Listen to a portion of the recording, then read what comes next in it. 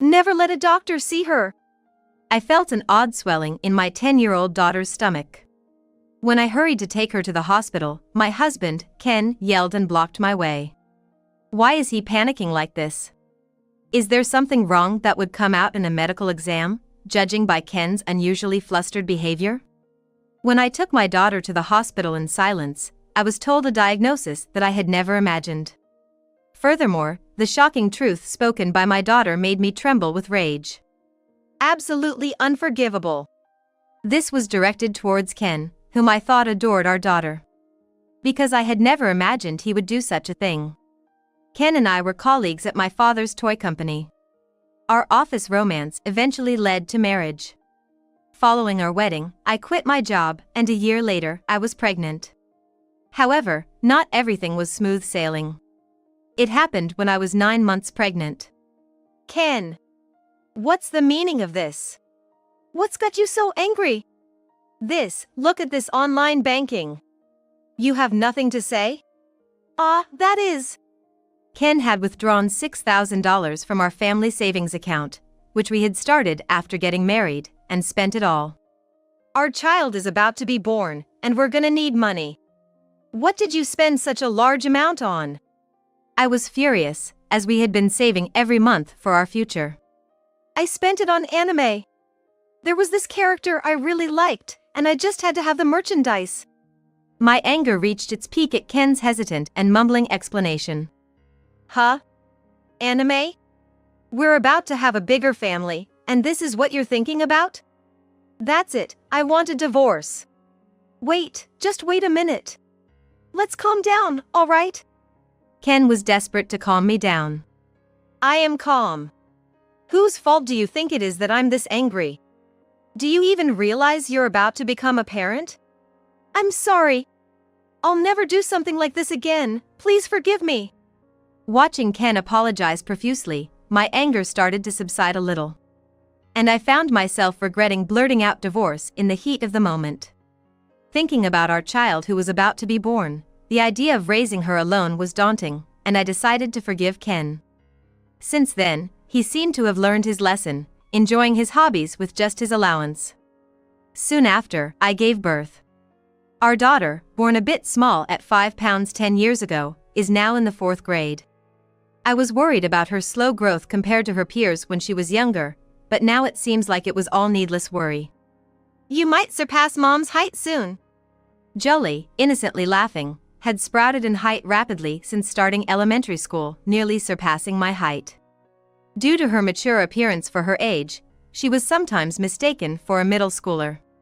As for Ken, it took a while after Jolie's birth for him to act like a father, reluctantly doing what I asked. When did that start happening, roughly? It was around when our daughter began to be aware of her surroundings that he strangely started showing interest in her, becoming actively involved in parenting. Ken adores our only daughter, and Jolie loves her dad too. All right, Jolie. After we take a bath together today, let's have some ice cream in secret from Mom. Yeah. Let's do it. Come on, Dad, let's go to the bath. Hey. Mom can hear everything, you know? Not only baths, but they also slept in the same bed, a habit from when she was little, which I found endearing. However, I began to wonder if it was time to stop this practice. It was after a conversation during a tea party with my mom friends. Lately, my daughter has been really averse to her dad, it's been tough. Really? What's it like? She says stuff like, Dad, you're stinky, don't come near me, in a strong tone, so he's really down about it. That must be sad for Dad. We're still in the dad's great phase, I guess? Still taking baths together, still sleeping in the same bed. Really? That true? The moment I said that, seeing my mom friends surprised, almost taken aback face made me realize that might not be normal. Is that kind of weird? Not necessarily weird, but... We stopped when she was in 2nd grade. Dad said it was time to stop taking baths together. Said it was getting embarrassing. Really? But my daughter is 10 now, and her body is starting to develop into a woman's. Jolie does look mature for her age. But it's nice she loves her dad so much. I could tell she was trying to cover for me as I pondered unexpectedly, but I couldn't shake the thought from my mind. So, that night, I brought it up with Ken. Hey, how long do you plan on taking baths with Jolie? Huh? Why are you asking all of a sudden? But, well, as long as possible, I guess. Are you serious? The husband of my mom friend stopped going in with her before she turned 3 because he said he was more embarrassed than she was. So, what's the issue? Other families have their ways. She loves me, so it's fine. Ken didn't seem to take it very seriously or think deeply about it. But I wonder if there comes a time when Jolie naturally starts to avoid their father. Jolie didn't seem to dislike it, so I thought we might just wait and see a little longer. However, I didn't realize then that I would come to regret not thinking deeper about it. A few weeks later, one morning. Jolie, good morning. Hurry up or you'll be late. Good morning. What's that about? My daughter's pajamas were oddly disheveled as she woke up. It had happened before, but on this day, she also seemed unusually lethargic, pale, and her expression was gloomy. Jolie, are you okay? Feeling sick? Does anything hurt? No, I'm fine. Maybe just hungry. I've been getting really hungry lately. Maybe it's a growth spurt? My daughter tried to keep a bright face and forced a laugh. Somehow, her behavior, like she was hiding something, bothered me. If you ever have any trouble, you can always tell Mom, okay? Yeah. I got it.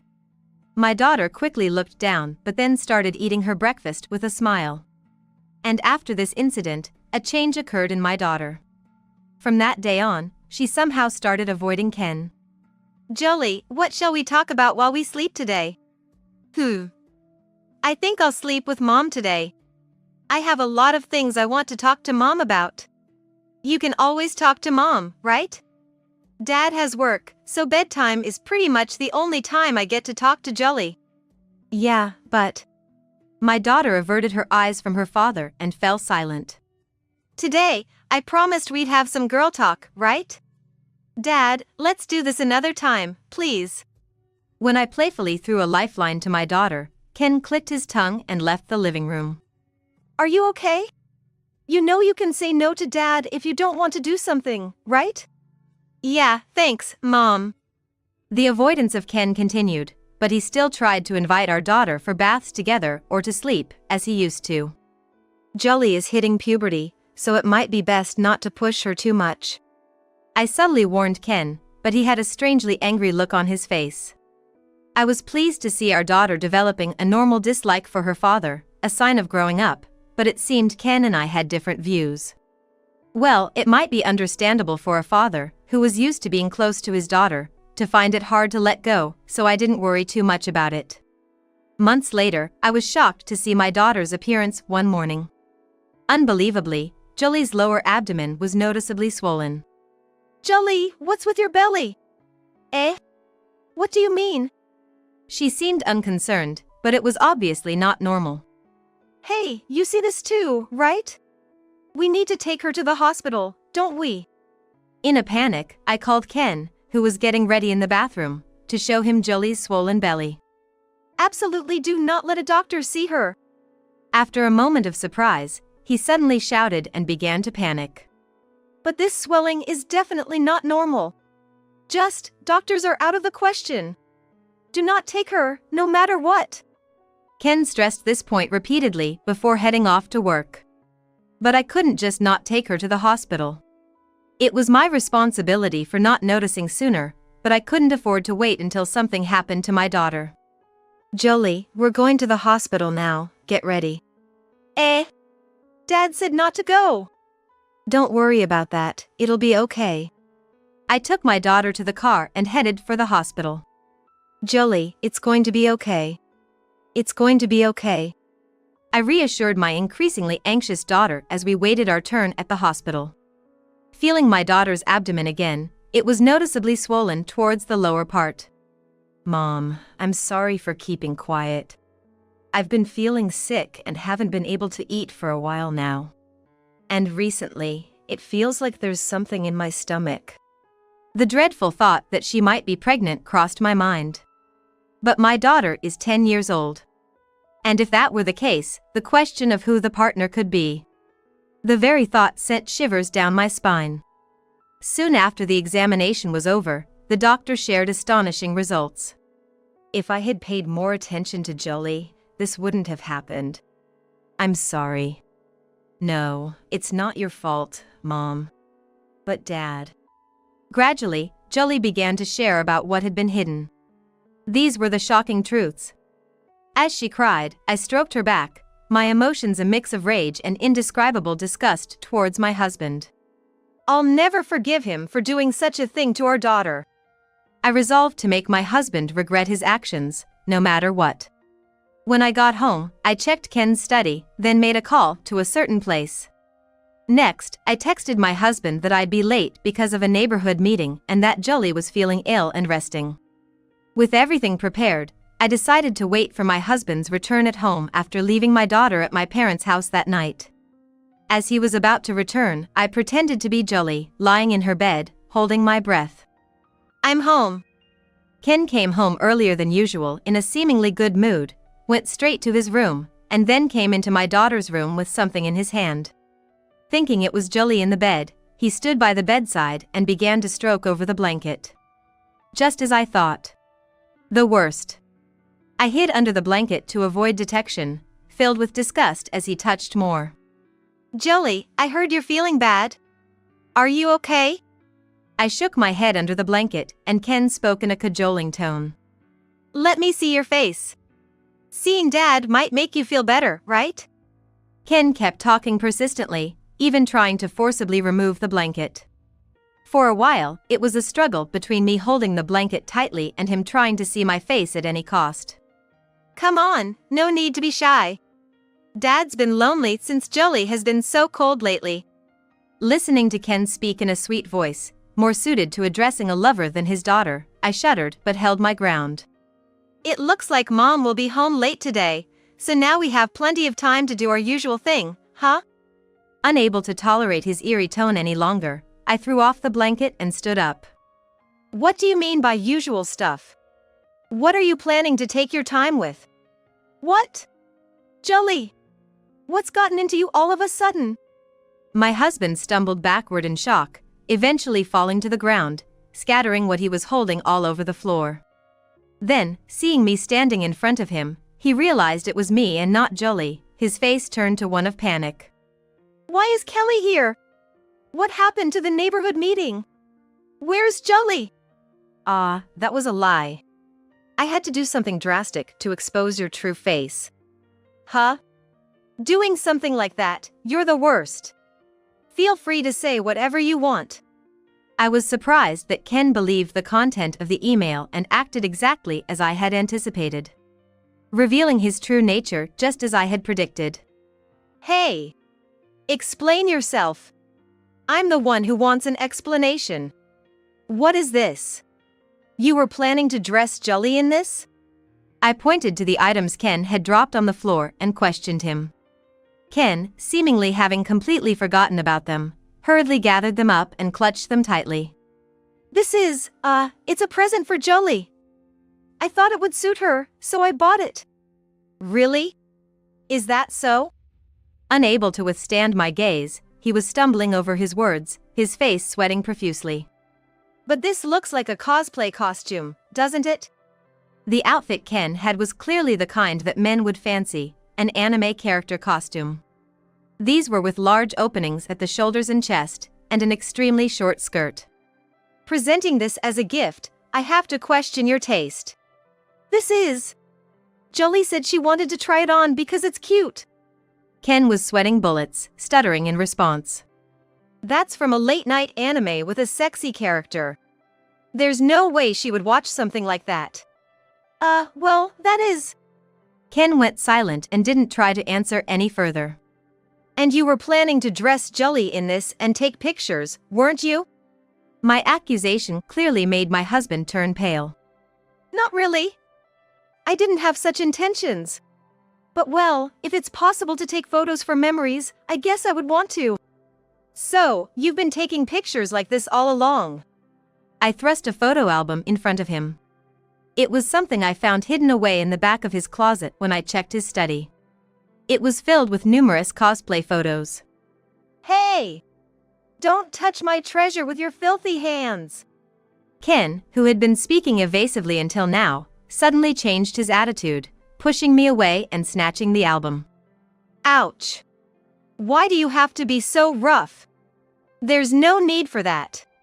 It's because you're meddling with my stuff, Kelly. It's all your fault, you know. All of this is because of you. Huh? How does that even make sense? Holding the album closely, he glared at me. Because it's true. It's all your fault for limiting my anime hobby, Kelly. Furthermore, he started to complain that he couldn't buy his favorite anime character goods or go to events just with his allowance. Plus, right after our child was born, I was forced to babysit, taking away my time to watch anime. I was dumbfounded by his claims. Yet, he continued to insist on his point of view.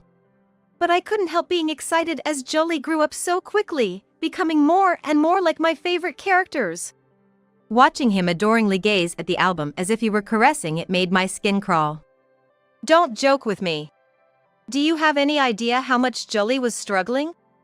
Being scared at just 10 years old. On the way back from the hospital, I had heard this story from my daughter. Ken had always made Jolie cosplay and took photos of her in the middle of the night when they slept together. Initially, she was happy to wear cute clothes, but recently she started to dislike the increasingly revealing outfits. Despite Jolie's refusal, Ken wouldn't listen. Moreover, finding out that Ken posted those photos on social media scared her even more. When I checked his computer, I found countless photos of a young girl, clearly not an adult, though her face wasn't visible. It was obviously Jolie. Don't just go snooping through people's stuff. Then maybe you should put a password on it. I could see everything as soon as I opened the computer. I added insult to injury, watching him bite his lip in frustration. Plus, you've been selling those photos and making a pretty penny, haven't you? Jolie was shown a cosplay photo found on the internet by a classmate saying it looked like her. Poor thing. She was pretty shocked.